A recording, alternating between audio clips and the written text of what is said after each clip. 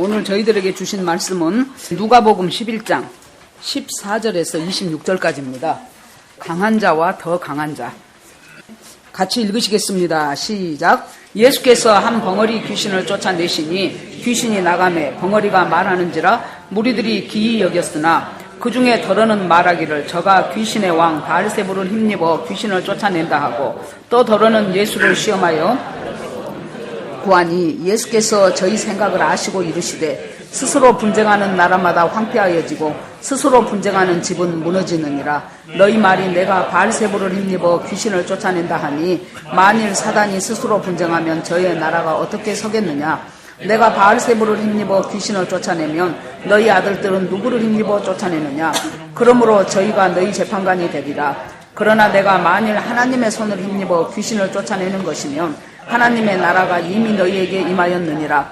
강한 자가 무장을 하고 자기 집을 지킬 때에는 그 소유가 안전하되 더 강한 자가 와서 저를 이길 때에는 저의 믿던 무장을 빼앗고 나와 함께 아니하는 자는 나를 반대하는 자요 나와 함께 모으지 아니하는 자는 해치는 자니라. 더러운 귀신이 사람에게서 나갔을 때에 물 없는 곳으로 다니며 쉬기를 구하되 얻지 못하고 이에 가로되 내가 나온 내 집으로 돌아가리라 하고 와보니 그 집이 소재되고 수리되었거늘 이에 가서 저보다 더 악한 귀신 7을 데리고 들어가서 거하니 그 사람의 나중 형편이 전보다 더 심하게 되느니라. 아멘. 기도하겠습니다.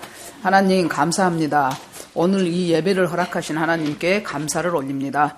하나님 저희들의 깊은 곳에서 정말로 하나님 되어지는 현상만 보고 감사하는 것이 아니고 나를 구원하신 그 예수가 얼마나 나를 사랑하며 지금도 나와 깊은 교제하기를 원하시는 그 하나님의 사랑 앞에 진정한 감사가 저희 깊은 곳에서 터져 나오기를 원합니다.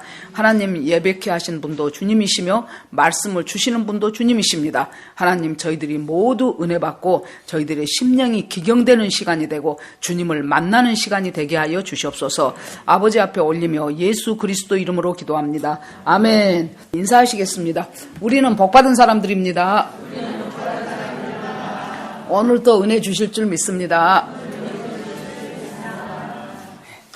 요즘 애들은 게임도 하고 컴퓨터 하고 그러면서 여가를 보내지만은 우리 어렸을 때는 애들이 많았잖아요.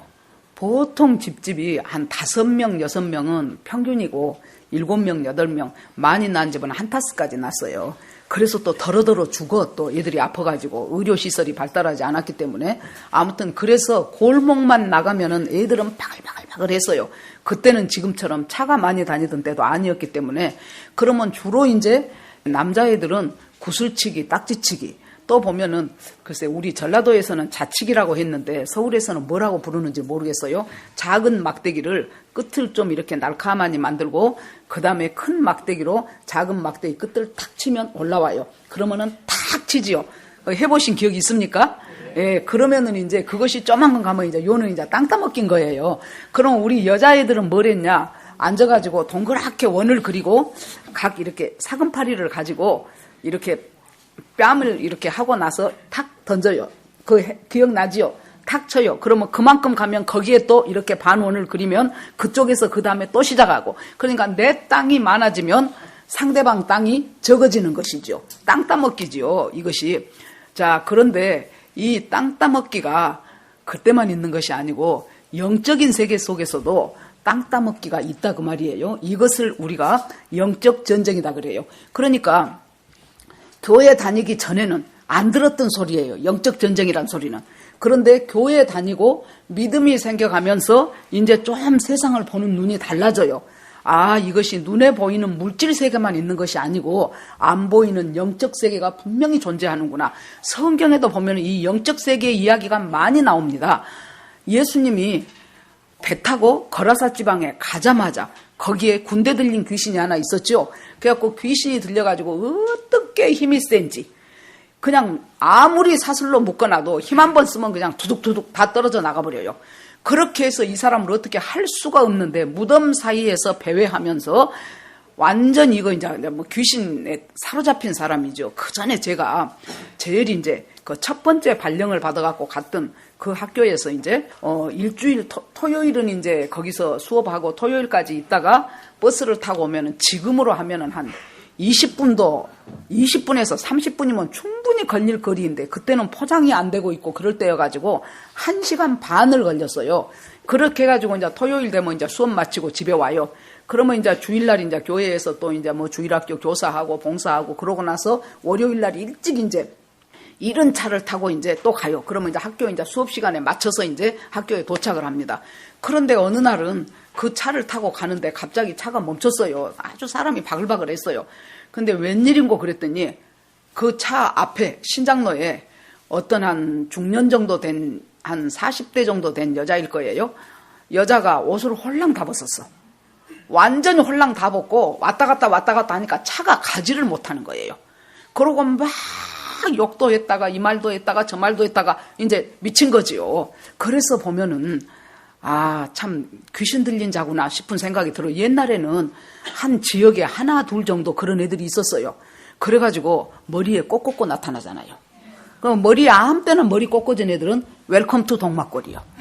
예, 아무 데나 꼭 꽂고 나와가지고 그 복잡한 일을 행해요. 그렇게 분명히 귀신 들린 영역이 있어요. 예수님한테 그 귀신 들린 자가 예수님이 도착하자마자 예수님 앞에 쫓아와서 무릎을 꿇고 하나님의 존귀한 아들이여 나와 당신과 무슨 상관이 있나이까 나를 여기서 나가라고 하지 마세요.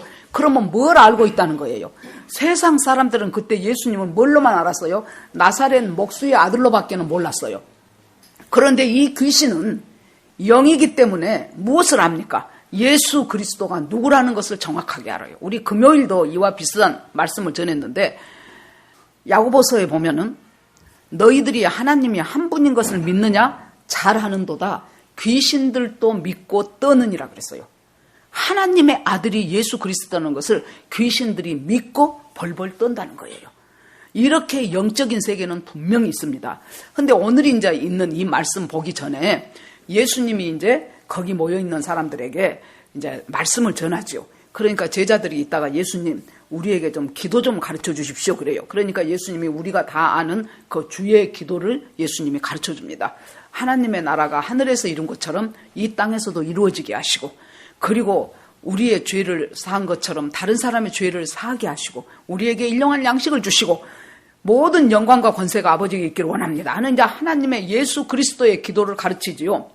그러고 나서 주님께서 하시는 말씀이 너희가 구해라. 그러면 갖게 될 것이다. 두드려라. 그러면 문이 열려질 것이다. 찾으라. 그러면 찾게 될 것이다.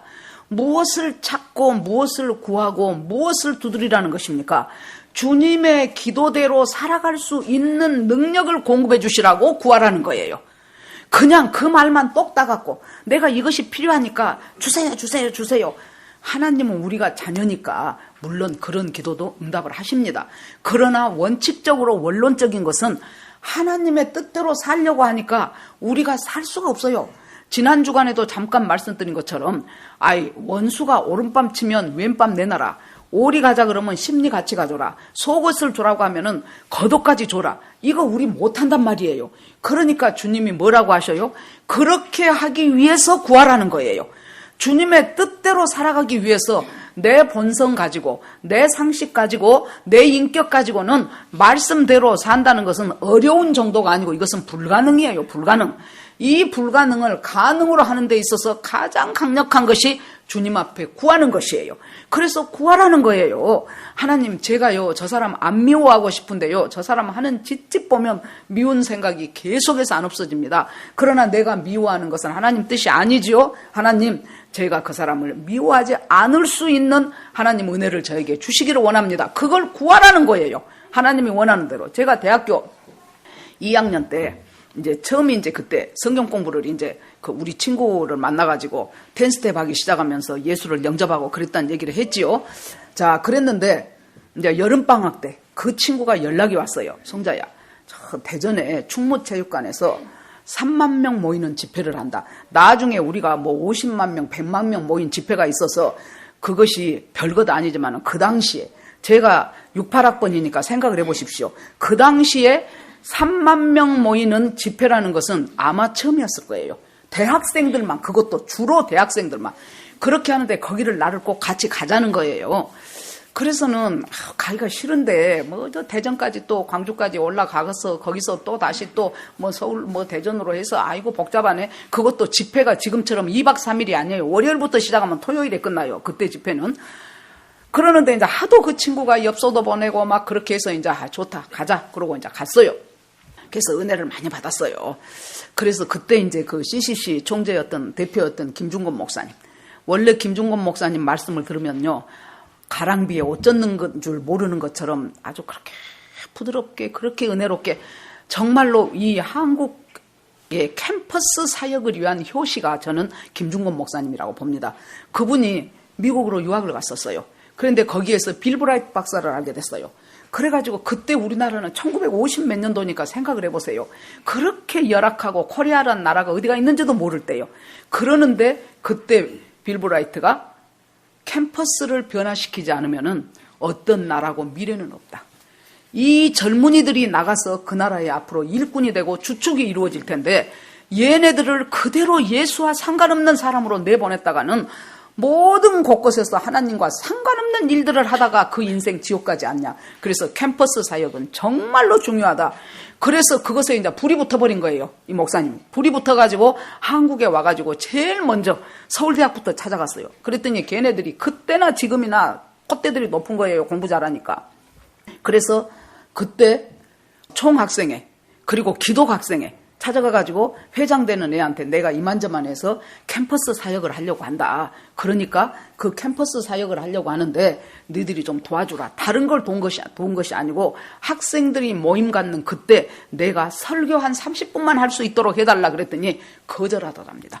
우리는 우리끼리 다 알아서 하고 있으니까 목사님은 목사님 알아서 하십시오 그러더래요. 그래서 이제 길이 없는 거예요. 이 목사님이. 지금 마음은 불붙는데. 그래서 어디로 갔냐. 전라남도 전남대학으로 간 거예요. 그래 이제 아무래도 이제 지방대학이고 얘들이 더 순수하니까 이제 가서 전도하고 거기에 이제 기독학생회 만나가지고 회장한테 내가 설교를 해달라 그랬더니 얼마든지 하십시오. 그래서 또 말씀을 전하고 그때 탁 픽업되었던 사람들이 누구냐 그러면 지금 우리가 그 일본에 후원하고 있는 김한신 목사님이에요. 그분이 농가대학 다니고 있는 학생이었어요. 그래서 그때 그 김한신 목사님이 완전히 자기가 그때 주님 앞에 헌신하기로 하고 4급 공무원 시험에 합격했는데 그거 던져버리고 CCC 간사가 된 거예요. 그래서 지금 평생을 계속 이제 간사 노릇을 열심히 하는데 그때 우리 교회 와서도 말씀하셨어요. 열심히 캠퍼스 사역하고 간사하고 막 그렇게 하는데 갑자기 어느 날 기도를 하는데 자기는 밖에서 들리는 음성인 줄 알았대. 김한신이는 일본으로 가라 그러더래요. 그래서 누가 나한테 일본을 가라고 하는 거 그러고 다시 아무리 봐도 없어. 또 눈 감고 기도를 하는데 김한신은 일본으로 가라. 그래서는 그때 비로소 그것이 하나님이 자기에게 주신 소명이고 부르심이라는 것을 알고 그때부터 이제 일본 선교를 시작하신 분이에요. 또 그 중에 한 분은 김종식 목사님, 작년인가 재작년에 우리 교회에 오신 키 작달마간 목사님, 선교사님, 지금 남아공에 가서 아직도 지금 그 남아공의 캠퍼스 사역과 그것을 위해서 수고하신 분. 그분의 이야기를 들으니까 아무튼 자기가 이제 전남대학교 그분도 이제 농가대학을 졸업하고 제가 이제 그 예수 믿고 자기 마을에 있는 교육대학 다닌 누나 하나가 가자 그래갖고 차비도 대주고 뭣도 대주게 가자 그래고 했단 말 그 얘기 드렸죠. 그분이에요. 그랬는데 서울에 있는 모 대학에서 자기가 이제 대학원을 마치고 그랬더니 서울에 있는 모 대학에서 전임 강사로 이 사람을 초빙을 할 거예요. 그래 놓으니까 교수님들도 자네가 믿는 하나님 진짜 힘이 있는 모양이네. 서울에 있는 대학들이 지방대학 그 출신들 잘 안 씁니다. 그런데 서울에 있는 대학에서 자네를 그것도 시간 강사도 아니고 전임 강사로 데려간 것 보니까 자네가 믿는 하나님이 확실히 세긴 센가 보네 하고 교수님들의 축복 속에서 왔어요. 그렇게 와서 이제 열심히 이제 자기가 이제 맡은 학생들한테 또 이제 가르치고 성경 공부시키고 캠퍼스 전도하고 그러는데 어느 날 김중건 목사님이 부른 거예요. 그래가지고 그러지 말고 이 캠퍼스를 살려야 되니까 당신 같은 인재들이 들어와야 된다. 그러니까 그거 사표 내고 CCC 간사로 오시오. 자기가 여러분 같으면 그거 하고 싶겠습니까? 그래서는 참말로 기도 좀 해보겠습니다. 그러고 이제 기도를 해. 기도를 하는데 자기가 어느 날 이렇게 하얀, 지금 우리 같으면 A4 용지죠. 그걸 반으로 탁 잘라가지고 내가 이 학교에 그대로 남는다면, 그 다음에 오른쪽에는 내가 CCC 간사가 된다면, 이 학교에 그대로 남는다면 조금 몇 년 있으면 부교수가 되고, 그 다음에는 어디 이제 교환교수로 어디 미국에 있는 어디 갔다 와서 거기서 어떻게 하고 박사학위 받고, 그렇게 되면 그 다음에 나는 무엇이 되고 그 다음에 조교수 되고 부교수 되고 정교수 되고 쫙 나오더랍니다. 프로그램이 나와. 그런데 오른쪽에 내가 CCC 간사가 된다면 한 줄도 쓸 것이 없어. 한 줄도. 당장 봉급도 얼마를 받을지를 몰라. 후원을 해갖고 후원 10사람 해주면 10사람 해준 것이 그것이 내 한 달 수입이 돼. 한 줄도 쓸 것이 없어. 그래서 참 하나님, 이것이 과연 하나님이 저를 부르는 부르심입니까? 그렇게 하고 이제 성경에서 이 답을 찾아보자. 그러고는 있는 힘을 다해서 열심히 이제 읽기 시작하는 거예요. 그러자 히브리서에서 바로 아브라함이 하나님의 본토 친척 버리고 떠나라는 그 명령을 받고 아브라함이 떠나는데, 뭐라고 거기에 아브라함이 믿음으로 떠나는데 갈 바를 알지 모르고 떠났더라. 그 말씀이 그냥 자기를 향하여 꽂히더라는 거예요. 내가 지금 이 CCC 간사가 된다면 하니까 갈 바를 알지 못해. 한 줄도 쓸 것이 없어. 그러는데 갈 바를 알지 못하고 떠났더라는 그 말씀이 이것이 하나님의 나에게 준 말씀이구나 하고는 그때 이제 접고 드디어 이제 성교단체 어디나 보면은요, 이렇게 귀한 단체들은 첫 번째 기수들이, 그때의 기수들이 참 헌신된 사람들이에요. 뭐 한동대학이 지금 안 좋다는 얘기가 아니고, 그때 김영길 박사님이 그 은혜 받고 거기서 참 여러분 갈대상자 그 사모님이 쓴 책 읽어보세요. 그러면은 얼마나 주님께서 이 대학생들이 말씀으로 새롭게 변화되기를 원하시는가. 느닷없이 좋게 세상에 MIT 박사 받은 사람을 갖다가 카이스트 교수하는 사람을 갖다가 느닷없이 불러갖고 한동대학 그 어떤 중소기업 한 사람이 만들어갖고는 그 사람이 부도가 나버려갖고 학교에 지금 뭐 건물값이야 부지값이야 앞으로 지어야 될 뭐 도서관이야 기숙사야 무엇이야, 이 모든 것들이 전부 다 이제 이 김영길 박사님 것이 돼버린 거예요. 그런데 그때 제가 생각하니까 95학번이 제일 먼저였어요. 95학번이. 그런데 그때 95학번, 96학번 애들이 저는 참 실력도 좋고 훌륭한 애들이 많이 갔다고 생각이 됩니다. 그런데 그 선교단체도 그랬던 것 같아요. 그때 이제 또 우리 교회 그때 한번 전에 오신 분이 있죠. 윤숙록 목사님. 그분 얘기를 들으니까 자기가 부산에서 중학교를 다녔는데 자기 아버지가 이 양곡 도매상을 했대요. 양곡 도매상을 했는데 그 도매상을 하다가 부도가 나버렸어. 그런데 철이 엄청 빨리 들었더라고. 중학교 3학년밖에 안 되는데 가만히 자기가 생각하니까 자기 형이 그때 서울공대를 다니고 있었대. 형은 장남이고 대학생이니까 형은 이 부도난 속에서도 졸업을 해야 될 것 같더래. 근데 이분도 공부를 잘해가지고 지금 같으면 연합고사지요. 연합고사를 부산시에서 1등을 했었대요. 윤숙록 목사님이. 그런데 자기가 가만히 생각하니까 자기는 빨리 고등학교를 졸업하고 돈을 벌어야 되겠더래. 그래서 형님도 가르치고 동생도 도와주고 그 일을 자기가 해야 되겠다. 중3이 그런 생각을 한 거예요. 그래가지고 세상에 부산시 전체에서 1등한 그 연합고사 성적을 던져버리고 자기가 부산 상고를 간 거예요. 그래가지고 상고에서 나와가지고 은행에 취직을 했어. 그래서 이제 은행 다니면서 형한테 돈도 좀 보내주고 동생들도 좀 가르치고 집에 생활비도 드리고 그러고 산 거예요. 그랬더니 자기 형이 대학을 졸업하고 나서 생각하니 이 동생이 너무 미안한 거예요. 자기 못지않게 공부 잘했던 그 동생이 가족들을 위해서 형제를 위해서 희생한 생각을 하니까 너무 미안해갖고 아무개야 너 지금이라도 원한다면 내가 대학을 보내주마. 이제 취업을 한 거예요. 그 형은 지금이라도 원하면 내가 대학을 보내줄 테니까 네가 대학을 가거라. 그래서 알았다고. 그래놓고 가만히 생각하니까 실업계에서 3년을 보내버렸으니 자기 실력 3년뿐입니까? 나와서 이제 직장생활까지 한 거 하면 이제 한 6, 7년 됐겠지요. 그러니 자기 실력이 도대체 어느 만큼 된지를 모르겠어. 지금은 하도 이제 정보가 많으니까 잘 알겠지만 그때는. 그래서 자기가 또 이 철든 이 사람이 어떻게 생각했냐. 아무리 형이 보내준다고 해도 기왕이면 국립이나 공립 사범대학을 가자. 그러면 등록금이 싸니까, 국공립 사범대학을 가면 등록금이 싸니까 내가 형의 부담을 덜어줘야 되겠다. 그러고는 이제 그때서 이제 참고서 사고 책 사가지고 이제 독서실 가서 이제 공부를 하기 시작해요. 근데 도대체 이놈은 내가 어디를 갈 수 있는 실력인지를 모르겠어. 그랬더니 자기 옆에 있는 사람이 보아하니까 나이는 좀 든 것 같은데, 형씨는 지금 몇 수했어? 그러니까 나는 몇 수가 아니고 지금부터 시작이요. 그랬더니 자기는 뭐 해갖고 뭔 사수인가 몇 수인가 된 사람이다. 그러면서 실은 이제 이야기하다 보니까 나는 도대체 내가 중학교 졸업하고 이제 상고 가갖고는 맨날 주산 부기 타자 막 이런 거 됐기 때문에 도대체 영어 수학 그런 거하고는 거리도 멀고 도대체 내 실력이 어느 정도인지를 알 길이 없다.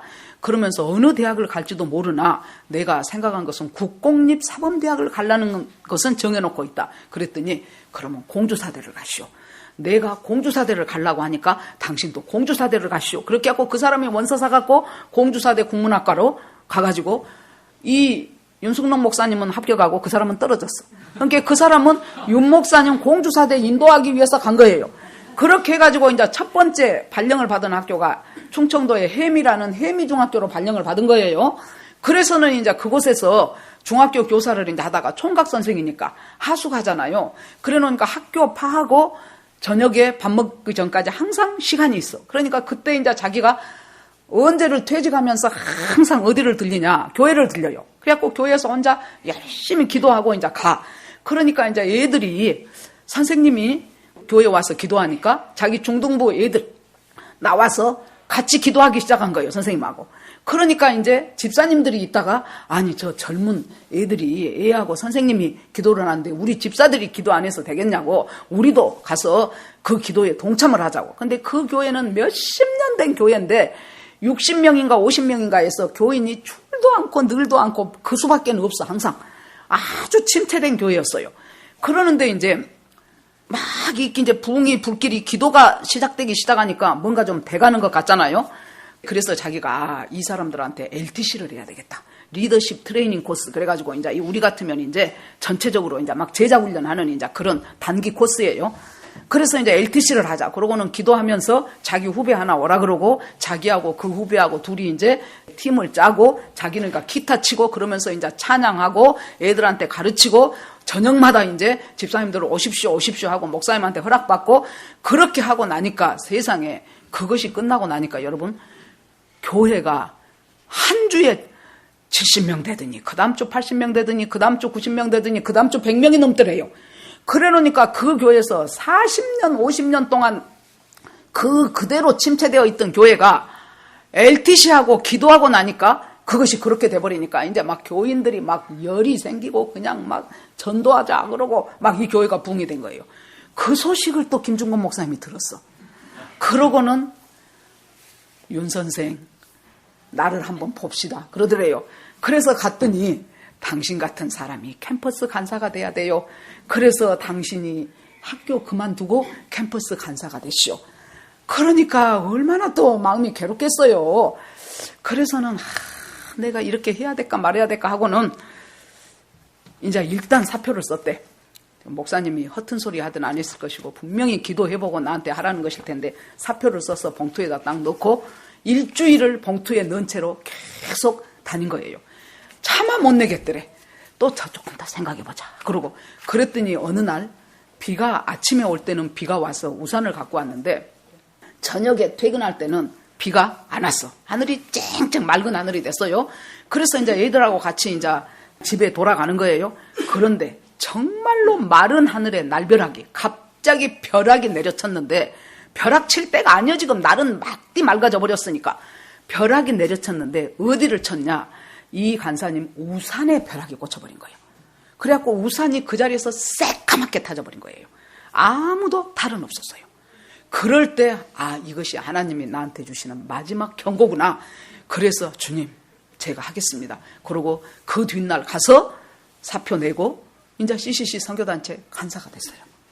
그래가지고 제일 첫 번째 발령받은 곳이 울산 지구를 담당해라 그랬어요. 그래서 울산에 가가지고 울산공대가 그때 있었어요. 지금 울산대학이.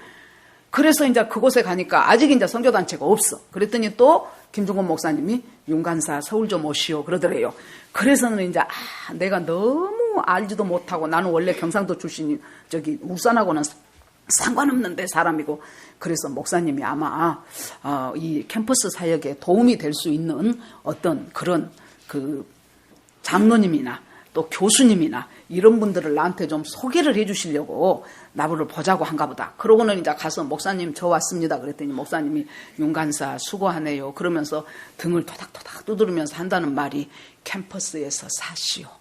캠퍼스에서 사시오. 그러면 하나님이 모든 필요를 채울 것이요. 가보시오. 그랬대.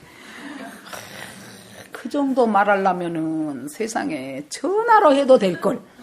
울산서 서울까지 오라 그래갖고 등거리 두들고 캠퍼스에서 사시오. 캠퍼스에서 사시오. 필요한 거 주실 것이요. 이제 고속버스를 타고 오는 거예요. 그런데 이제 CCC에서 훈련받은 사람들은 우리가 20분 이상 같이 있는 사람은 하나님이 우리한테 전도하라고 보내준 사람이다. 20분이 뭐냐? 사형리 처음부터 1원리부터 4원리까지 읽어줄 수 있는 시간이에요. 그러는데 이 옆에 앉은 사람이 어떤 사람이 20분이 아니라 그 당시에 6시간인가 5시 반 동안 이제 걸려서 울산을 가는 거예요. 이렇게 한번 보니까 엄청 얼굴이 무섭게 생겼더래요. 그래서 아이고 저 사람한테 전도했다가 나 아주 무엇이 안 넘어나겠다 싶어갖고 그냥 냅도 모른 척해. 그런데 거기서 이 사람이 또 잠을 신나게 자더래. 그러니까 핑계도 좋아. 잠잔 사람 깨워갖고 사형리에 대해서 들어보셨습니까? 그러면 이 사람이 얼마나 열받겠냐. 그러니까 냅두고 아이고 잘됐다. 그러고 이제 자기도 모른 척하고 있는데 울산 조금 가기 전에 언양이라는 곳이 있어요. 그 당시에는 한 30분 걸렸을 것입니다. 언양이라는 곳이 오니까 그 사람이 잠을 깨더래요. 계속 잠은 좋을 텐데 잠이 깨고 뚜적뚜적 하더래. 그래서 자기는 계속 부담이 되는 거예요. 그래서 내가 이렇게 부담을 안고 내리느니 차라리 이 사람한테 전하고 그 사람한테 욕 얻어먹고 말자. 그러고는 선생님 대단히 신뢰합니다.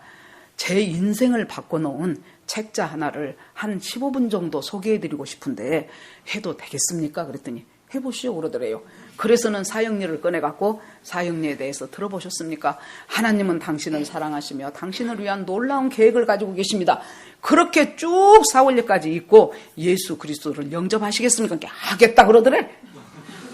그래갖고는 거기서 예수 그리스도를 영접을 한 거예요. 그래서 댁이 어디십니까? 가까운 교회 중에서 복음적인 교회를 찾아가시기 바랍니다. 그런데 아직 모르실 테니까 제가 교회를 소개를 하겠습니다. 그랬더니 세상에 그 사람이 울산공대 교수요. 하나님의 섭리는 이렇게 오묘한 거예요. 그러면서 그 사람이 나는 지금 울산공대에서 이렇게 캠퍼스 사역하는 간사입니다. 그랬더니 그분이 그러시냐고. 내가 지금 무슨 과 아무개 교수인데 명함을 주면서 어려운 일이 있거나 내가 도와줄 일이 있으면 언제든지 나를 찾아오시오. 여러분 주님은 그러신 분이에요. 제가 느닷없이 전혀 생각지 않았던 이 얘기들을 지금 하는 데는 뭔가 이유가 있을 것이라고 제가 생각이 됩니다. 자, 오늘 말씀을 이제 예수님이 구하라, 찾으라, 두드리라. 그것은 내 돈 더 주시오. 뭐 하세요? 그것으로 구하는 것이 아니고 그것도 물론 우리가 살아가는 것이니까 구하지만은 주님의 뜻대로 살아가야 되는데 주님의 뜻대로 살 힘이 없어 우리가.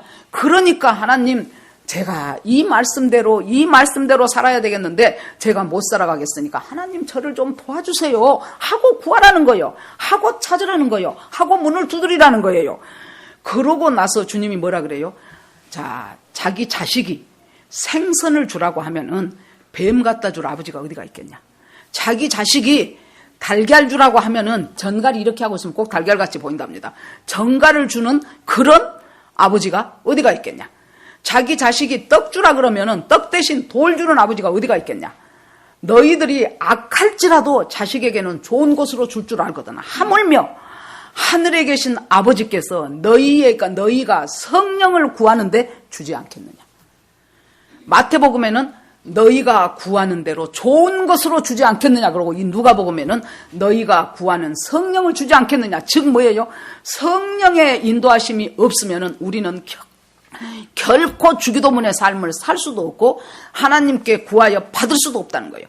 그것이 이제 성령의 인도를, 그러니까 성령의 인도하심을 따라가지 않고 성령의 인도를 구하지 않는 사람은 완전히 무늬만 그리스도인이다. 지금 그 얘기입니다. 그러고 나서 오늘 이제 이 말씀을 하시는데 누가 있어요? 어떤 사람이 하나 왔어요. 근데 그 사람이 벙어리요. 벙어리인데 왜 벙어리의 원인이 귀신이 들려서 벙어리가 된 거예요. 다른 뭐 구강 구조에 문제가 있어서 벙어리가 된 것이 아니고 귀신이 들려서 벙어리가 됐어요. 그래서 예수님 보니까 딱 귀신이 그 사람 앞에 자리 잡아 앉았거든요. 그러니까 예수님이 나가, 그러니까 뭐 두말할 것도 없이 예수님 앞에 무릎을 꿇고 나가요. 그러니까 그동안 말을 못하고 혀가 굳었던 그 사람이 입을 열어서 말을 하기 시작하는 거예요. 그러니까 얼마나 많은 사람들이 놀라겠어요. 모두가 다 기이 여겼다 그랬어. 어떻게 이런 일이 있을 수가 있어? 아니, 세상에 뭐 별짓거리 한 것도 아니고 그냥 단순히 나가라, 가볍게 말 한마디 하니까 아이, 귀신이 나가갖고 저 사람이 세상에 말을 하기 시작하네. 그렇게 되니까 그곳에 있는 바리새인 서기관들, 소위 이제 종교 기득권자들, 그 사람들이 눈앞에 보이는 현장 앞에서 아니라고는 못하겠고 바로 그 자리에서 그냥 그 자기들이 다 아는 벙어리인가 봐요. 그래 놓으니까 걔가 그냥 십몇 년 동안, 20년 동안 예를 들어서 말을 못하고 살았는데 아니 말을 하기 시작하네. 그러니까 아니라고는 못하겠고, 그런데 하나님의 능력을 받아서 한다라고 생각하려니 시기심이 나서 그렇게는 못하겠고, 그러니까 한 것이 저 사람이 귀신의 왕 바알세불을 힘입어서 저 사람이 지금 이걸 쫓아냈다 그래요. 그러니까 예수님이 그 말에 대해서 반박을 하시는데, 자, 귀신의, 여러분들이 이 말씀 가운데서 중요한 키는 뭐냐고 하면 나라예요. 나라. 귀신의 나라가 있고 하나님의 나라가 있는데, 자, 귀신의 나라라는 것이 니들이 생각한 것처럼 그렇게 어수룩하지가 않는다는 거예요. 귀신이 자기들의 대장을 힘입어 갖고 거기에 거처를 정하고 살고 있는 귀신을 쫓아내면 저들끼리 서로 분쟁하는 것이 되지 않냐. 귀신의 나라가 그렇게 서로 분쟁하는 어리숙한 나라가 아니라는 거예요. 에베소서 6장에 보세요. 우리의 싸움은 혈과 육에 대한 것이 아니요, 정사와 권세와 어두움의 세상 주관자들과 하늘에 있는 악한 영들에 대함이라 그랬어요. 우리의 싸움은 그런 싸움이다 그 말이에요. 육신적으로 보이는 아무개가 지금 나한테 기분 나쁜 소리하고 나한테 손에 끼쳐서 저것이 미워, 이 단순한 2차원이 아니고 영적 전쟁이다 그 말이에요. 정사와 권세와 어두움의 세상 주관자들과 하늘에 있는 악한 영들과의 싸움이다. 주님이 그랬거든요. 그런데 여기서 보세요. 정사, 권세, 어두움의 세상 주관자가 하늘에 있는 약한 영, 뭡니까? 일사불란한 조직체계가 있다는 소리예요. 이 악한 사탄의 영역이 일사불란하게 조직체계가 있어요. 그런데 자기들끼리 싸워갖고 터잡고 있는 귀신을 하나가 내쫓아? 그러면 그 나라는 무너지는 나라가 될 것이다. 그러면 너희들의 자식들도 가끔 귀신 쫓아내던데, 그러면 너희들 자식들은 누구를 의지해서 쫓아내느냐? 예수님이 그러시면서 내가 만일 하나님의 능력을 의지해서 귀신을 쫓아낸다면 하나님의 나라가 이미 임하였느니라 그래요. 이 말씀은 뭔 말씀이냐? 자, 우리가 창세기 3장 15절에 하나님이 선악과 따먹은 아담과 하와와 뱀 딱 불러놓죠. 너 왜 그랬냐? 다 하나님 당신이 만들어준 저 여자 때문에 저 여자가 먹으라 그래서 먹었어요. 너는 왜 그랬냐? 뱀이 먹으라 그래서 먹었어요. 뱀한테는 물어보지도 않아요. 하나님이 뭔 줄 다 알기 때문에. 뱀의 형상을 띤 사탄이죠. 악한 영이죠. 그때 하나님이 뭐라고 합니까? 너의 후손은 여자의 후손의 발꿈치를 물 것이고 여자의 후손은 네 머리를 깰 것이다 그랬죠. 그때 주님이 말씀하신 그 복음, 여자의 후손은 바로 예수 그리스도, 남자와 여자와의 보통 관계에서 나온 것이 아니고 성령으로 마리아에게 잉태됐던, 그래서 예수님은 여자의 후손이에요. 그 여자의 후손이 뱀의 머리를 깨. 예수 그리스도가 뭐하러 이 세상에 오셨어요? 인간을 자기의 노예로 만들어가지고 악하게 사탄의 영향력 하에 꽉 묶고 있는, 그래서 우리가 일생을 사탄한테 매여서 일생을 죽기를 무서워하며 종노릇하는 것이 우리 인간의 실존이 되어버린 거예요. 그것을 깨기 위해서 예수가 이 땅에 오셨다는 거예요. 그래서 예수님이 오시면서 하나님의 나라가 임했고, 예수님이 십자가에 돌아가시면서 사탄의 머리를 깨버렸고, 성령이 내리는 성령 강림하면서 하나님의 나라는 확장되고 예수 그리스도가 재림하면서 하나님의 나라는 완성될 거예요. 이게 하나님의 나라예요. 예수님이 하나님의 나라와 사탄의 나라 두 개예요. 무소속이 없어. 국회의원은 무소속으로도 국회의원 당선되지만은 우리의 심령은 무소속이 없어요. 하나님 나라에게 속했냐 아니면은 사탄의 나라에 속했냐 둘 중에 하나뿐이에요. 주님이 그 말씀을 하십니다. 그러면서 자, 어떤 사람이 강한 자가 21절에 보니까 무장을 하고 자기 집을 지킬 때에는 그 소유가 안전하대. 강한 자가 누굽니까? 사탄이에요. 사탄이 무기가 많어. 무장을 하고 자기 집을 지켜. 사탄이 자기 집은 누굽니까? 우리 인간의 심령이에요. 우리 사람들의 심령, 마음을 사탄이 지가 강한 자가 돼가지고 우리 마음들을 다 흔들어 쥐고 저 알아서 하고 살고 있어요. 우리는 내 생각인 것 같아도 여러분, 우리가 어떤 생각이 들면 그것이 하나님이 주신 생각일 때가 있고 내 스스로 하는 생각일 때가 있고 사탄이 주는 생각일 때가 있어요. 이 구분만 잘해도 우리가 예수 잘 믿어요. 그런데 다 내 생각인 줄 알아. 하나님이 주신 것은 그건 하나님 생각이라고 생각 안 해요. 에이 하고 넘어가 버려요. 그런데 사탄의 생각은 엄청 미혹을 하거든요. 막 그렇게 하면 보세요. 죄도 없고 아무것도 없었던 그 에덴 동산에서도 하와가 먹고 넘어가 버렸으니 오죽이 사탄이 우리를 그렇게 꼬시겠습니까? 이 강한 자가 꽉 붙잡고 무기를 많이 갖고 있어요. 어쩔 때는 당근도 있고 어쩔 때는 채찍도 있고 이런 것처럼 미혹도 했다가 협박도 했다가 위협도 했다가 달콤하게 줬다가 그렇게 쥐고 있기 때문에 사탄한테 사로잡힌 영혼들이 사탄을 벗어나기가 굉장히 어렵다고 말이에요. 제가 지난번에 수요일, 목요일 양일간에 흰돌산 지저스아미 컨퍼런스를 갔어요. 거기에서 이규 목사님이란 분이 말씀을 하신 걸 들어보니까 아주 가난했대요. 아주 가난해가지고 자기 아버지는 평생 백수, 엄마가 반지하 한 칸에서 미싱, 그 어디서 물건 받아갖고 와갖고 죽기 살기로 낮이고 밤이고 들들들 미싱해갖고 그것 갖고 먹고 살고 자식들 가르쳐요. 근데 자기는 고등학교 2학년 때까지 야구 선수였대요. 그러니까 운동 선수들은 공부 안 해요. 맨날 학교 가면 야구만 쳐요. 그러는데 야구 선수를 그만두게 됐어. 그러니까 공부는 안 해봐서 못 하겠고 야구는 맨날 야구하다가 할 것은 없고 그렇게 어영부영하고 있는데 총각 선생님이 사회 과목 가르치는 총각 선생님이 한 분 계셨대요. 그 선생님이 어느 날 규야 하고 부르더니 너 우리 집 한번 와라 그러더래요. 그래서 예 그러고 갔더니 라면을 끓여주시더래. 삼양라면. 라면을 끓여주시면서 그러니까 자기 엄마가 밥 해준 것 외에 누군가 자기한테 음식을 줘본 적이 없는데 그것도 선생님이 맨날 교무실 불려갖고 혼나기만 했는데 이 선생님이 오라 그러더니 라면을 끓여주더래요. 라면을 끓여주면서 얼마나 친절하게 잘해주고 따도 끓여주고 하니까 그냥 얘가 그냥 아주 뿅 간 거예요. 세상에 이런 선생님도 계시구나. 6개월 동안 일주일에 거의 매일 그 선생님한테 갔어. 선생님한테 오늘 학교에서는 이런 일이 있었습니다 하고 이야기하고 선생님도 그랬냐 하고 얘기해주고 이제 그 선생님하고 정말로 이제 이 사제지간의 정이 돈독해졌어요. 그랬더니 6개월쯤 지냈더니 책을 한 권 딱 주면서 오늘 집에 가서 이거 읽어봐라 그러더래요. 그래서 집에 갖고 와서 읽어보니까 그것이 무엇이냐? 모택동 어록. 그런데요, 이 목사님 말씀이 자기가 하고 싶었던 자기가 의식도 못했는데 자기 속에 내재되어 있었던 그 하고 싶은 모든 말이 세상에 모택동이가 다 해버렸더래. 그래가지고 자기가 나 이렇게 살겠습니다. 선생님 나 이렇게 살겠습니다. 그랬더니 그러냐? 그러고 데리고 어디로 갔냐? 우리 같으면 수련회를 데리고 간 거예요. 이제 그 운동권 애들이 있는 수련회를 데리고 가니까 거기서 막 하고 이제 난리들을 치죠. 그런데 목사란 분이 한 번 딱 나오더래. 나와가지고 뭐라고 하냐 그러면은 너희들이 10년만 목숨을 걸어라. 10년만 목숨을 걸면 이 나라 뒤집을 수 있다. 이 정권 뒤집어 버릴 수 있다. 10년만 목숨을 걸어라. 그래서 자기가 그러겠습니다. 그랬다는 거예요. 그랬는데 이제 나중에 보니까 그때 그 사람이 말한 연방제 통일, 그때 그 사람이 말한 그 목사님이 말한 게 목사라고 다 목사가 아니라니까요.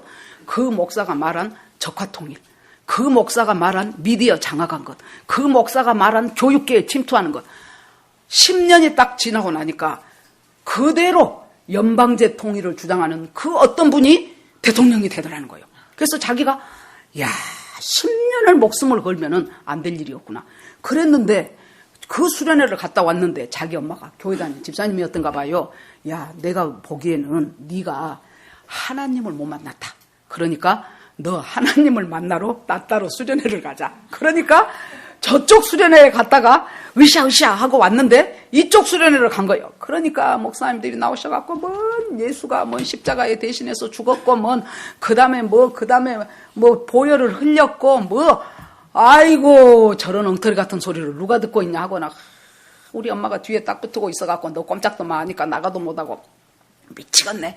그러고 이틀인가 3일 때쯤 돼서 있는데 갑자기 성령이 임해버렸어. 어떻게 임했냐?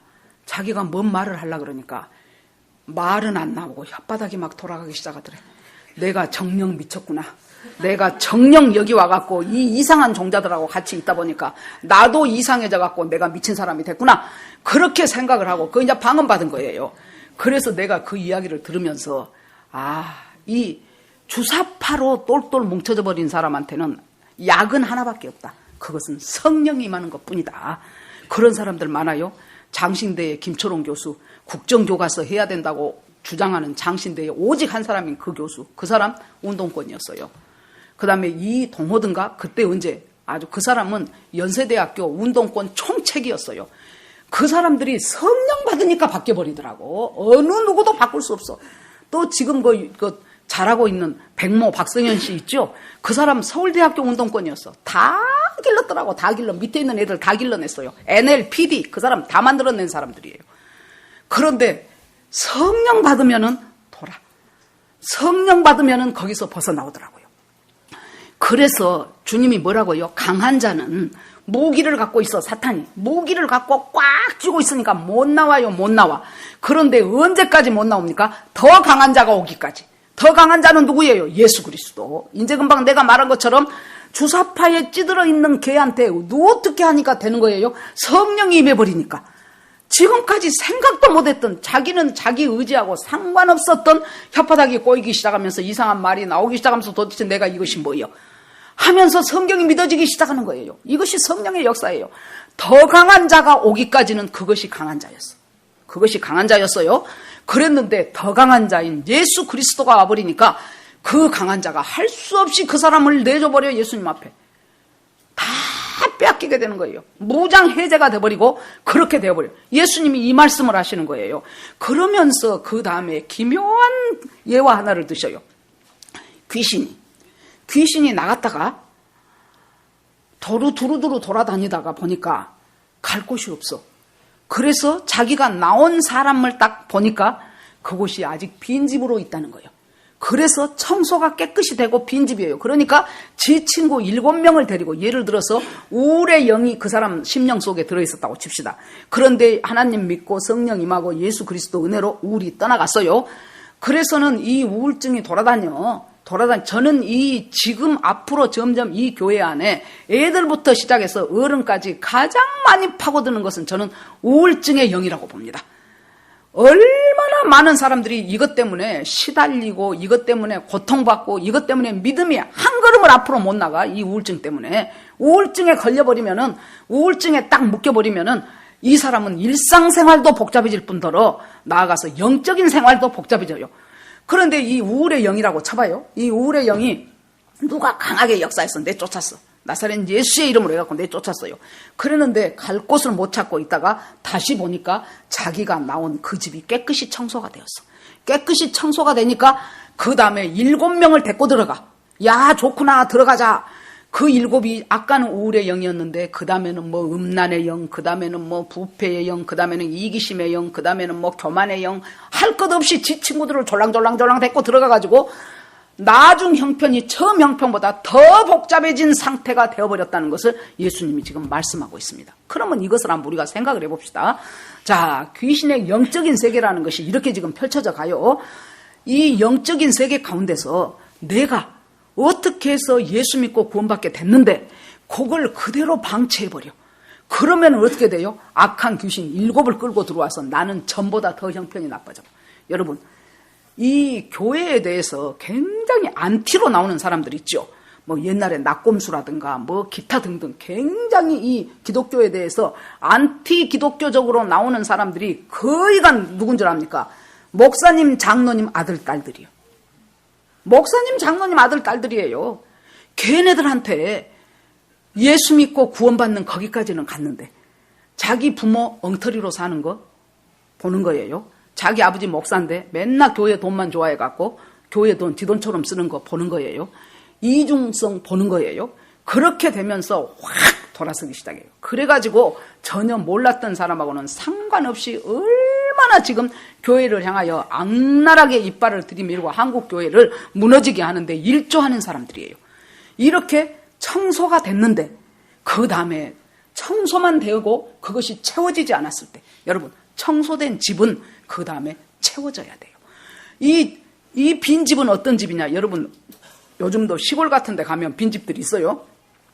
사람이 없으면 똑같은 집인데 사람이 살 때는 거기가 사람의 온기가 느껴지고 살만한 집이에요. 그런데 한 달만 사람이 없어 보세요. 사방대에 거미줄은 쳐져 있을 것이고 쥐는 들락날락 할 것이고 문고리는 삐그덕 할 것이고 마룻장은 꺼질 것이고 완전히 귀신들 살기에 적합한 집이 돼버려요. 우리가 예수 믿고 구원받고 아멘 할렐루야 했는데 내가 계속 뭔가로 채워지지 않으면은 나는 어떤 사람이에요? 빈집이 돼버려요. 내 영혼이 황폐해져요. 그럼 그런 사람이 어떤 사람이에요? 예수를 믿고 구원받았음에도 불구하고 항상 결정적일 때 내 인생에 대한, 내 삶에 대한, 내 사건에 대한 결정은 내 뜻대로 해버린 사람. 그 사람이 빈집이에요. 그러니까 예수님이 나와 함께하지 않는 자는 나를 반대하는 자요. 함께하지 않는 자는 예수 안 믿는 사람, 불신자. 그 사람은 반대자요. 그러면 그냥 단순한 불신자가 아니고 예수를 안 믿고 함께하지 않는 자는 어떤 자예요? 하나님 나라를 대적하는 자예요. 하나님 나라의 원수로 행하는 자예요. 두 번째 주님이 뭐라 그래요? 나와 함께 모으지 않는 자는 나를 해치는 자니라 그래요. 모으지 않는 자. 뭘 모읍니까? 이제 예수는 믿었어.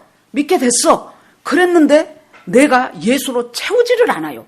그러고 무슨 결정이 있을 때마다 나는 내 뜻대로 살아. 내 하고 싶은 대로 살아. 성경은 성경이고 내 인생은 내 것이요. 그렇게 맘 놓고 그렇게 사는 사람, 그 사람 역시 빈집이에요. 그래서 거미줄 치고 그 다음에 쥐가 들락거리고 그 다음에 바퀴벌레 우글거리고 마룻장은 삐거덕거리고 그런 심령 속에서 살다가 종당의 마지막에는 지옥으로 가는 것이 그 사람의 정해진 수순이다 그 말이에요. 주님이 안타까우신 거예요. 나와 함께하지 않는 자는 나를 반대하는 자요. 나와 모으지 않는 자. 그러면 주님이 뭘 모으라 그 말입니까? 첫째 우리가 주님을 향하여 마음을 주님께 올려드려야 돼요. 마음을 모아야 돼요. 주님 앞에. 마음을 모으고 말씀을 모으고 기도를 모으고 전략을 모으고 이 모은 것들이 필요해요. 이렇게 해서 여러분 거기 오신 분들이 이제 그걸 들으면서 참 제가 수요일 목요일 양일간에 걸쳐서 그걸 깨달아진 것이 야 우리가요 성령이 너희에게 임하면 진리가 너희를 자유케 하리라 그랬어요. 우리가 누리고 있는 이 자유가 별것 아닌 것 같지요. 내년부터는 이제 초, 중, 고 교과서에 자유란 말이 사라져. 여러분 이거 심각한 일이에요. 그냥 그건 있으나 마나. 아니요. 대한민국은 민주공화국이다. 자유민주주의다. 근데 자유를 빼버려. 그러면 뭐예요? 북한도 뭐라고 합니까? 자기들이 조선민주주의 인민공화국이라 그래요. 북한도 조선민주주의요. 자유를 빼버려. 그리고 교과서에서 6.25는 북에서 내려온 남침이다. 그 구절 전부 삭제예요. 좀 뭔가 좀 깨달아요. 이런 소리를 들을 때 여러분. 그러는데요. 제가 좀 메모를 해갖고 왔어요. 6.25 때 이 우리 남쪽 전사한 사람이 27만 명이에요. 27만 명. 낙동강 전선 남겨놓고는 전부 다 밀고 내려왔다는 거 여러분들 아시지요? 그 낙동강 전선 그쪽에 장곡초등학교라고 있어요. 그 장곡초등학교에 328 고지인데요. 그때 낙동강 전선을 지키다가 전사한 사람들이 얼마나 많은데 거기 조그만 어렸던 사람들 그때 지금 이제 전부 막 90살 되고 이제 그랬어요. 그 사람들 중에서 살아있는 사람들하고 이제 이렇게 인터뷰를 하다 보면은 얼마나 그때 그 전투가 치열했는지 나무에 멋이 이뜨간이 걸려 있더랍니다. 그래서 그것이 뭔고 그랬더니 저쪽에서 던진 총탄과 수류탄에 맞아가지고 터져 나와버린 우리 아군 병사들의 창자요. 창자. 워싱턴 DC의 알링턴 묘지에 가면은 freedom is not free 라는 것이 쫙 써져. 뭐예요? 자유는 공짜로 얻어지는 것이 아니에요. 잠깐만 기다려보세요. 그 다음에 51년 2월 12일에 횡성, 거기를 확살의 계곡이라는 곳이 있답니다. 중공군이 이제 점점 쳐내려가니까 그것 막으려다가 사망한 사람이 여러분, 우리 국군이 10,000명이요. 며칠 안 되는 속에서 미군이 2,000명이에요. 50년 9월 14일 월미도 앞바다에서 미국 해군 사관학교를 추석으로 졸업한 스웬슨이라는 사람이 거기에서 지키다가 그렇게 하다가 이 사람이 죽었어요. 그래서 수장식을 했던 것이 그것이고, 인천의 북성포구에 로페즈 중이라는 사람이 수류탄이 자기 앞에 터졌는데요. 그대로 놔뒀다가는 그곳에 있는 다른 사람들한테 이 피해가 가겠다 싶어 자기가 덮쳐서 옆에 있는 사람들을 살려내고 죽었던 사람이 미국의 로페즈 중이라는 사람이에요. 9.28 서울 수복하면서 미군이 3,000명이 죽었어요. 강원도 저쪽에 철의 삼각지라 그러죠. 말은 들어봤어요. 철의 삼각지. 평강, 철원, 김화. 이 세 개가 수원의 3배의 크기더라고요. 여기에 왜 철의 삼각지나 그러냐면 어떻게 중공군하고 그걸 막아주면 또 서울이 또 무너지는 거예요. 또 무너져. 그래 놓으니까 그것을 붙잡기 위해서 얼마나 그때 많은 사람들이 전사를 했던지 가는 곳마다 탄피가 발에 밟혀. 탄피가. 그래서 철의 삼각지라고 한 거예요. 더 많지만은 제가 그것만 하고 그림 하나 보여주실래요? 자, 요거 보십시오. 이것이 워싱턴 DC 알링턴 국립묘지에 했던 그 전쟁에 참가했던 그 전사자들을 기념해서 세워놓은 동상들이에요. 여러분, 자유는 공짜로 주어진 것이 아니에요. 1917년에 러시아에서 오늘 주보 앞에 한번 보시기 바랍니다. 지금 보란 말이 아니고 나중에 보셔요.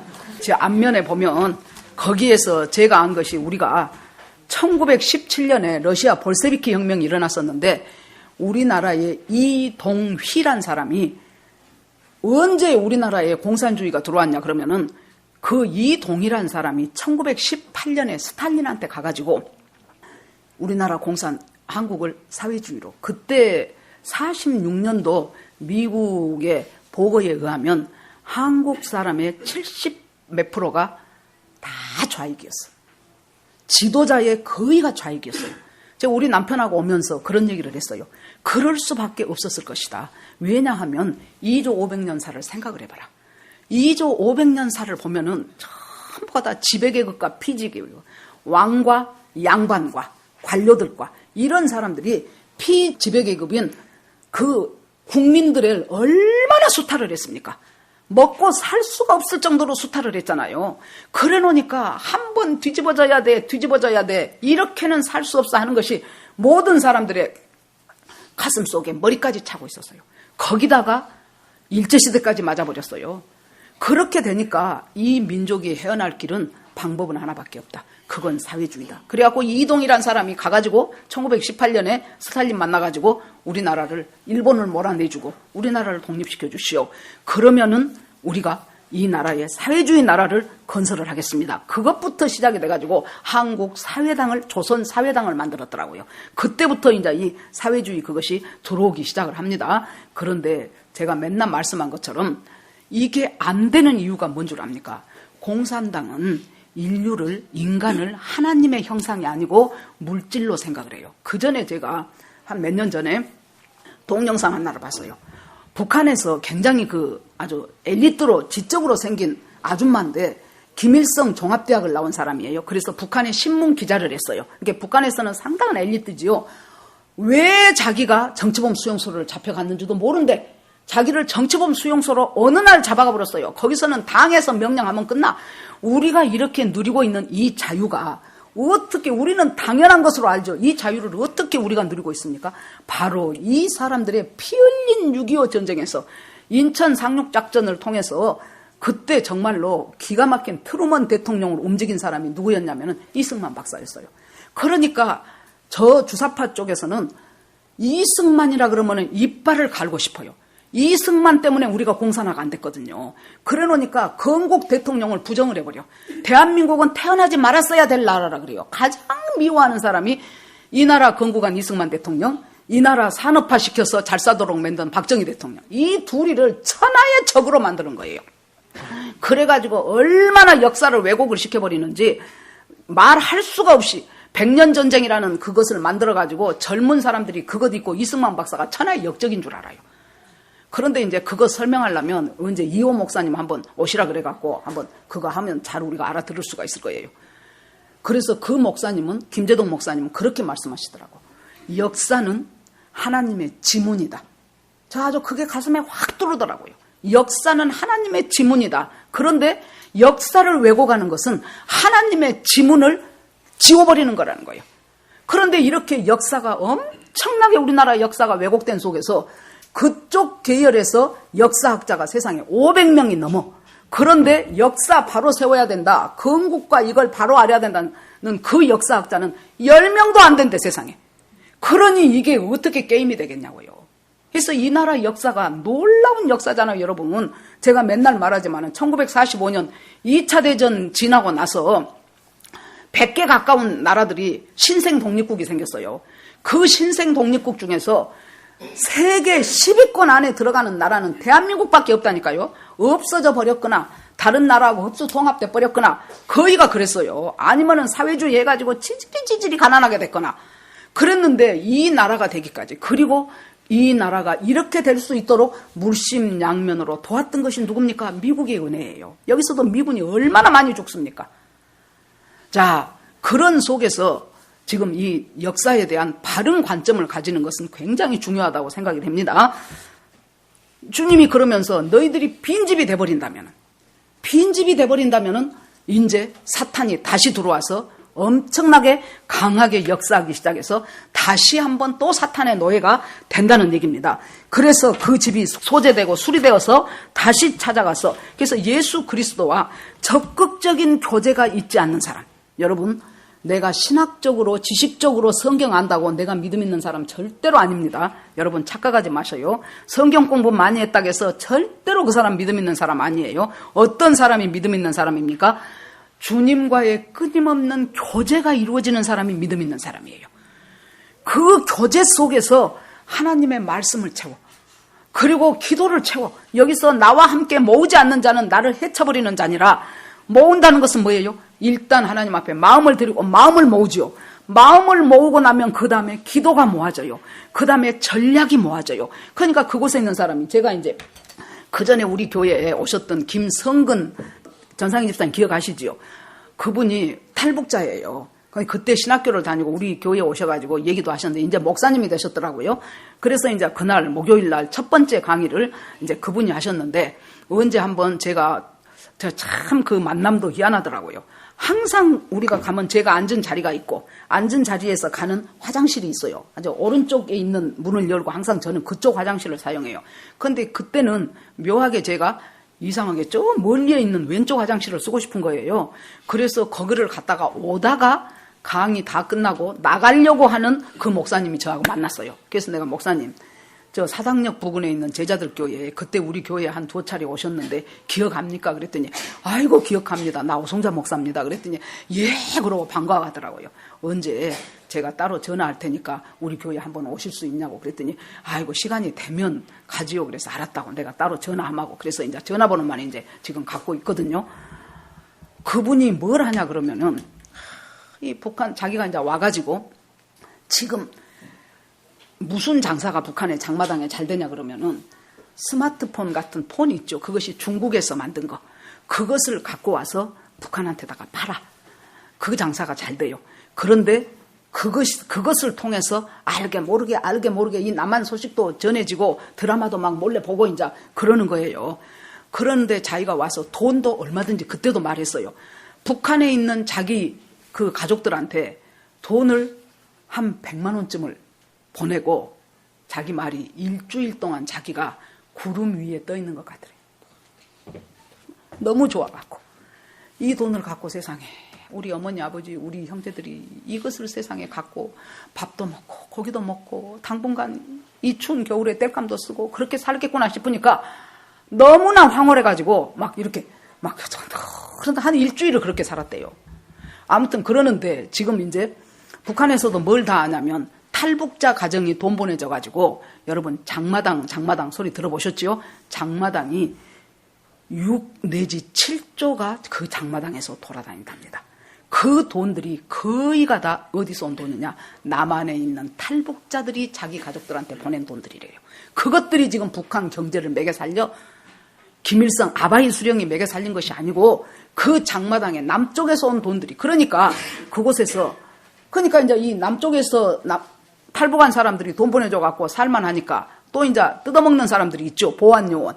당신 그러면 에이 동무 그러면 당에 고발하겠어? 탁 하면은 이제 그럼 할 수 없이 또 10만 원 또 쥐어줘. 그렇게 하고 이제 사는 거예요. 그러면 그 옆집에 있는 아버지가 뭐라 그래? 자기 아들 보고, 야, 저 집 아들은 남한에 남조선 내려가가지고 저렇게 돈도 보내주고 저 집 먹고 살만한데 너는 뭐 하고 있냐? 탈북도 못하고 또 이제 이런데요.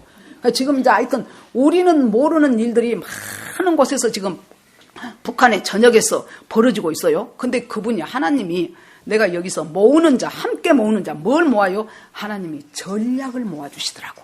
전략을. 그분은 뭐라고 하냐 그러면은 자기가 어느 날 보니까 저도 월드비전에 그 2명 아이들 후원해요. 그러면은 한 사람 앞에 3만 원씩인데 한 달에 6만 원이죠.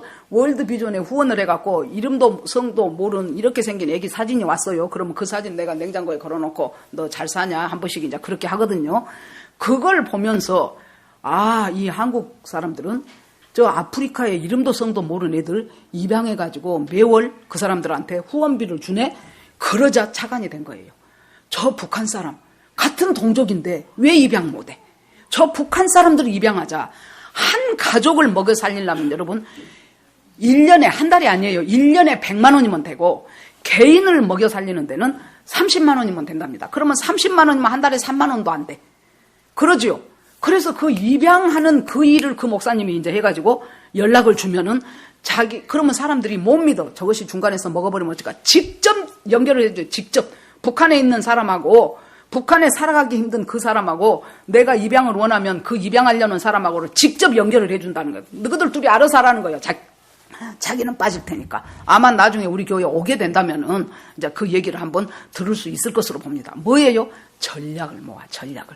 그 다음에 아까 내가 말했던 그 김재동 목사님, 이 북한에 대한 이거 하신 분, 그 목사님은 뭐라고 말씀하시냐 그러면은 가르칠 사람, 이것을 자기 혼자 어떻게 다 하겠냐는 거예요. 그러니까 곳곳에서 많은 가르치는 사람들이 나와야 되는데 그 가르치기를 원하는 사람들을 위해서 또 이제 스쿨을 오픈을 한 거예요. 그래서 그걸 또 가르치고 그 사람들이 또 어디 가서 가르치고 그렇게 해가지고 이 역사, 하나님의 지문인 이 역사를 바로 아는 일이 굉장히 중요하다는 거예요. 그래서 그 목사님은 어디 이제 학교에서 자기가 한 학기 강의를 하는데 처음에는 딱 학생 중에서 뭐 여대생인데 딱 일어나갖고 이 민족의 영웅은 김일성입니다. 딱 김일성 장군입니다. 그랬던 애가 1학기 지나고 나면은 교수님, 나 교회 다닐랍니다. 그런데요.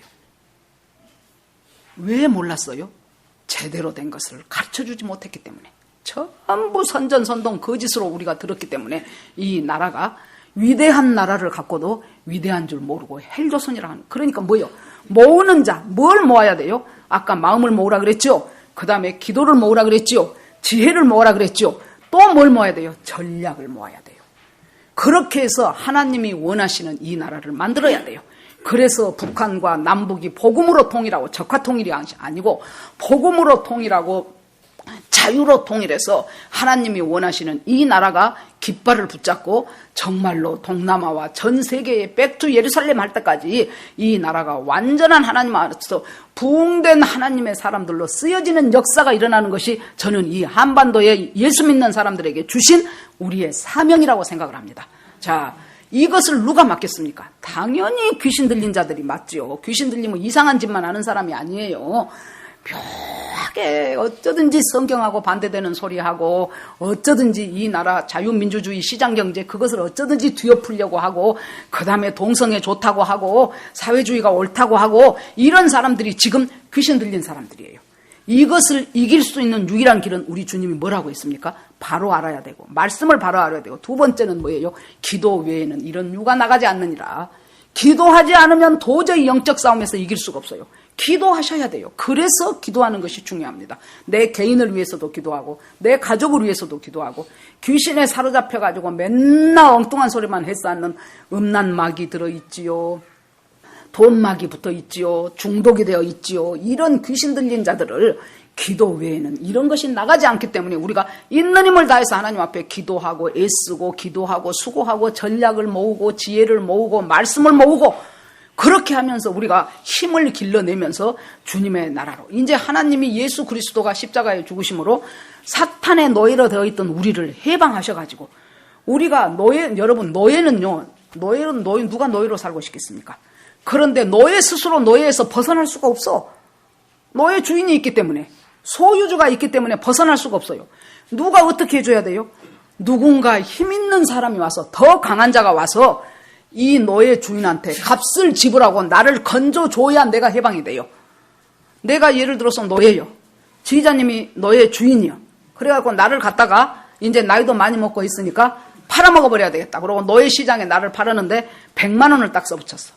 그랬더니 살 사람이 와서 이빨도 열어보고 키도 재보고 아이고 많이 늙었네. 50만 원만 합시다. 그러면 아이고 이 사람은 나이는 70이어도요 잘 아프지도 않아요. 건강해요. 그래 놓으니까 내가 딱 떼서 10만 원 빼줄게. 그래갖고 이제 90, 70 막 하다가 이제 80으로 이제 낙차게 됐어요. 그러면 이제 어떤 사람이 와서 그 사람이 80만 원을 지휘자님한테 주고 그러면 나는 그때 이제 노예에서 벗어나죠. 이것이 죄의 노예로 살고 있는 우리한테 예수 그리스도가 십자가에 죽고 피 흘림으로 죄값을 지불을 해버렸어. 그래서 그때 딱 80만 원 주면서 하는 소리가 뭐예요? 다 지불했습니다. 그래요. 우리들 요새 어디 물건 사러 가면 5만 원짜리 내면 꼭 그러지요. 거기서 한 사람이 5만 원 받았습니다. 그러고 14,000원이니까 36,000원 거슬럼 내드립니다. 이렇게 꼭 말을 하는 사람들이 요새는 많더라고. 그 물건 살 때 보면은. 자, 딱 지불을 하면서 뭐라 그래요? 테텔레스타이. 다 지불했습니다. 그러고 그때부터 이 사람은 이제 내 소유가 돼. 내 소유가 되니까 그 사람이 그때부터 이제 자유를 주는 거예요. 너는 내 노예되란 말이 아니고 이제 너는 자유로운 인생을 살아라. 우리 주님께서 그 자유를 침략하려고 하는 악한 사탄을 막아주는 것이 예수 그리스도의 말씀이고 주의 성령이에요. 그 속에서 사는 것이 우리가 가장 아름답고 가장 행복하고 가장 귀하고 이 속에서 이 세상에서 그렇게 살다가 나중에 우리가 육신과 영원히 분리되는 내 인생의 죽음이 왔을 때 내가 주님 나라 낙원에 있다가 영원한 천국까지 살게 되는 것이 이것이 우리의 인생의 기본적인 스토리인데 사탄은 어떻게 해서든지 예수 못 믿게 하겠죠. 어떻게 해서든지 못 믿게 하겠죠. 그런데 어떻게 하고 믿게 돼버렸다. 교회 다니게 됐다. 그럼 뭐 어떻게 해서든지 주님과 교제하지 못하게 만들어요. 그래서 그냥 너는 껍질만 기독교인이 되어라. 이렇게 만들어버린다는 거예요. 그래서 여러분 오늘 말씀을 보면서 내가 빈집이 되면은 나는 결국 무늬만 있고 사탄이 드나거리는 빈집에서 내 영혼이 황폐해질 수밖에 없다. 주님 앞에 주님과 함께 모으는 자가 되는 것이 하나님께서 나와 함께 인도해 주시는 하나님의 방법이라는 것을 깨달으시고 주님과 더불어 정말로 이제 여러분들 이제는 강한 자가 돼야 돼요. 지금까지 사탄인 강한 자한테 묶여있다면 이제는 더 강한 자인 예수님한테 쫙 붙들려서 우리가 이 남아있는 인생 정말로 제대로 살아내는 성령과 더불어 동행하면서 충만한 삶을 사는 저와 여러분 되기를 주의 이름으로 축원합니다. 예, 우리가 1분간만 주여 한번 부르고 기도하겠습니다. 주여, 하나님 아버지 주님의 은혜를 감사드립니다. 주께서 인도하여 주시옵소서. 하나님 정말로 아버지 사탄의 나라와 하나님의 나라가 대립되어 있습니다. 중간은 없습니다. 무소속은 없습니다. 하나님 아버지 우리가 하나님의 자녀로 저리를 부르셨다면 하나님의 자녀로 살아갈 수 있도록 나를 아버지 내 심령을 빈집되게 하지 마시고 내 심령에 예수 그리스도의 말씀이 채워지고 예수 그리스도의 지혜가 채워지고 예수 그리스도의 전략이 채워지고 마음이 모아지고 기도가 모아지는 하나님 그리하여 하나님 나라가 확장될 수 있는 사람들이 되도록 하나님 이곳에 있는 모든 사람들에게 하나님 은혜로 충만하게 하여 주시옵소서. 하나님 앞에 정말로 모든 것을 올립니다. 하나님, 지금까지 어찌 살았든지 간에 오늘도 하나님 주님과 동행하게 하시고, 내일도 주님과 교제하게 하시고, 모레도 주님과 손잡게 하시고, 하나님 그리하여 주님과 대화하고 교제하고 함께 가고 즐거워하는, 그리하여 하나님 나의 노예화되어 있던 모든 것들이 아버지 해방되게 하시고, 하나님 제 대신 화관을 주신 하나님, 아버지 슬픔 대신 기쁨을 주신 하나님, 하나님 노예 대신 자유인이 되게 하신 하나님, 그 하나님과 더불어 동행하는 이 귀한 축복의 자리가 있는데, 이것을 모르는 수많은 사람들 하나님 아버지 주께서 불쌍히 여기시며 저희가 할 수 있는 모든 것들을 다 할 수 있도록 하나님께서 인도하여 주시옵소서. 모든 말씀을 예수 그리스도 이름으로 기도드립니다. 아멘.